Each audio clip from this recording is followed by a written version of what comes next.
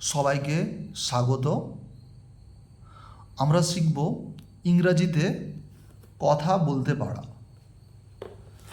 প্রথমে আমরা শিখব বাংলা। বাংলাটা আমরা কথা বলি কীভাবে?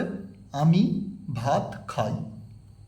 তাহলে আমি এখানে কর্তা, আমি মানে যে কাজ করে, আমি ভাত খাই। তাহলে কে খাচ্ছে, কে কাজ করছে? আমি কে বলা হচ্ছে কর্তা। ইংরেজিতে ওটাকে বলা হয় সাবজেক্ট।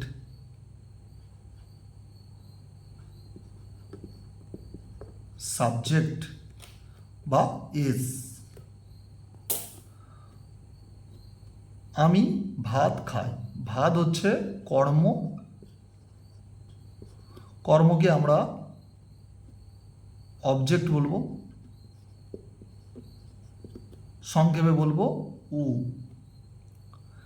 খাই, খাই হচ্ছে ক্রিয়া বা কাজ বোঝাচ্ছে, এটাকে বলবো ভার্ব। ভার্বকে লিখছি সংক্ষেপে ভি বলে। তাহলে আমরা যখন বাংলায় কথা বলি, প্রথমে সাবজেক্ট আমি, তারপরে অবজেক্ট ভাত, তারপরে শেষে ভার্ব বা খাই, এটা আমরা লিখি। ইংরাজিতে আমরা যখনই কিছু লিখব তখনই এস ও ভি না লিখে লিখব এস ভি ও, মানে এই ভিটা চলে আসবে এই মাঝখানে। তাহলে আমরা ইংরাজিতে যদি লিখি আসবে কি? প্রথমে সাবজেক্ট, তারপরে ভার্ব, তারপরে শেষে অবজেক্ট। তাহলে বাংলাতে আমরা যখন লিখেছিলাম এস ও ভি, ইংরাজিতে যখনই লিখব মনে রাখতে হবে লিখব এস ভি ও। এখানে সাবজেক্ট তাহলে কি আছে? সাবজেক্ট হচ্ছে আমি।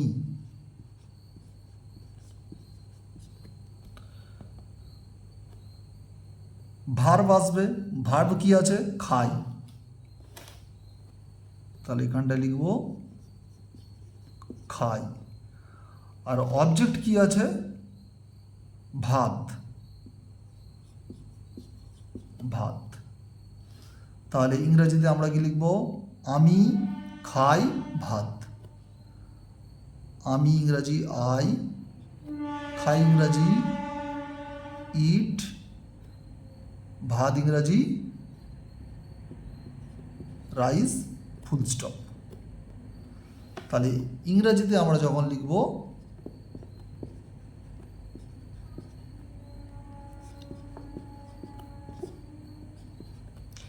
ইংরাজিতে যখন লিখব তখন হবে আই ইট রাইস।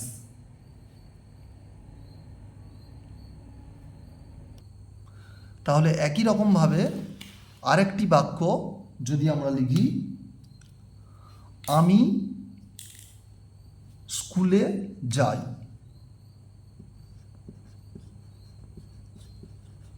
আমি স্কুলে যাই, এটা বাংলা কথা।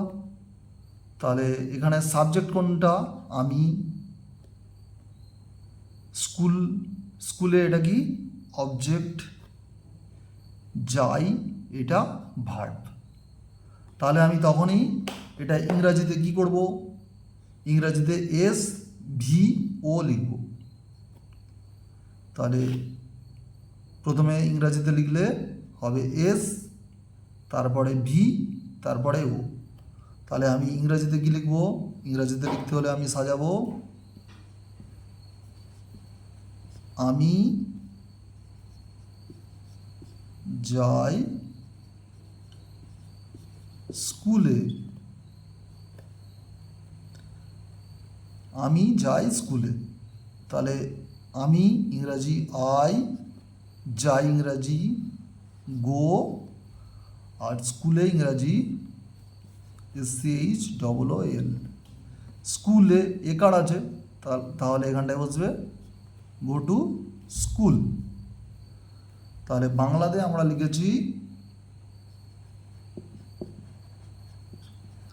আমি স্কুলে যাই। ইংরেজিতে যখন লিখছি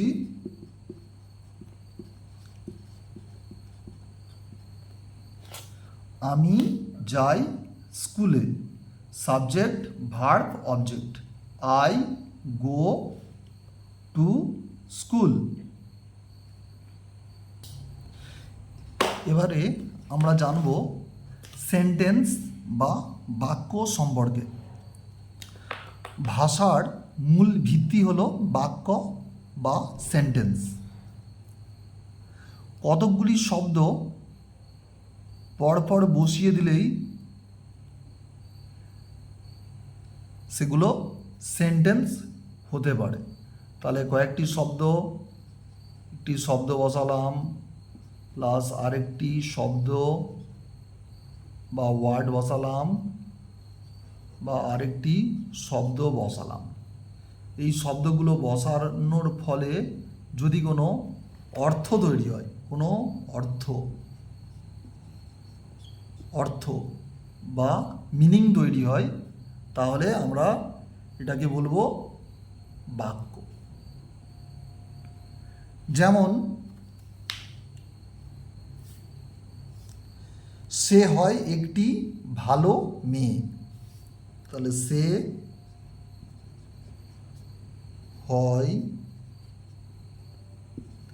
একটি ভালো মেয়ে।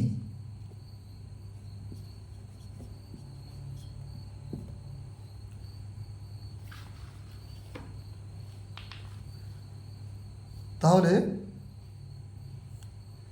এটা একটি বাক্য, এটার মাধ্যমে একটা মনের ভাব প্রকাশ করা গেছে। তাহলে সে হয় একটি ভালো মেয়ে।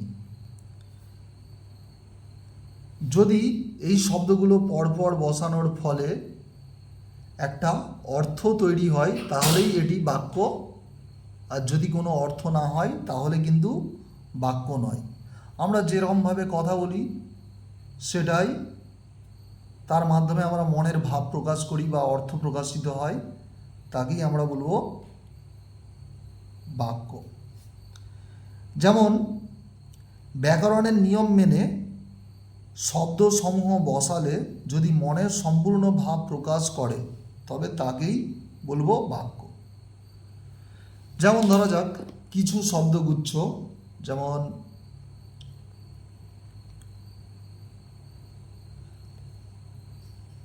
গার্ল, এ গুড,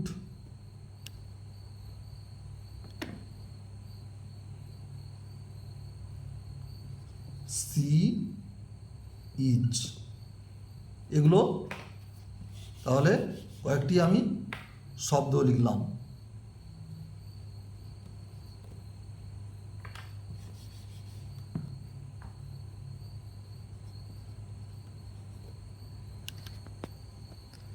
তাহলে girl, a good, she is, এটি কিন্তু অনেকগুলো শব্দ, এগুলো কিন্তু বাক্য নয়। কিন্তু এটাকে আমি যদি সাজিয়ে লিখি she is a good girl, তাহলে এটি একটি বাক্য। লক্ষ্য করো উপরের বাম দিকের শব্দগুলি, এই যে শব্দগুলো সেগুলো কিন্তু বাক্য নয়। কিন্তু এগুলো সাজিয়ে যেটা লিখলাম she is a good girl, এটা কিন্তু একটি বাক্য বা সেন্টেন্স।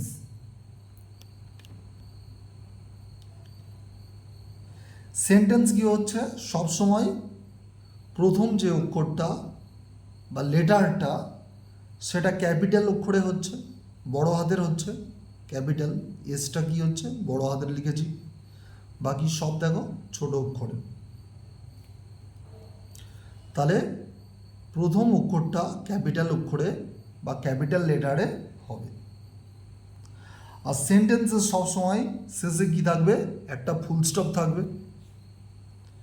ফুল স্টপ যদি না থাকে কোশ্চেন মার্ক থাকবে, কোশ্চেন মার্ক, অথবা একটা এক্সক্ল্যামেশন মার্ক থাকবে, এক্সক্ল্যামেশন মার্ক। এইভাবেই বাক্য গঠিত হবে। আজকে তাহলে আমরা জানলাম সেন্টেন্স বা বাক্য কীভাবে গঠিত হবে, সেন্টেন্স বা বাক্য কীভাবে গঠিত হবে। এর পরবর্তীকালে আমরা জানব অন্যান্য ব্যাপারগুলো। প্লিজ সাবস্ক্রাইব করবেন, লাইক করবেন, শেয়ার করবেন। Thank you very much.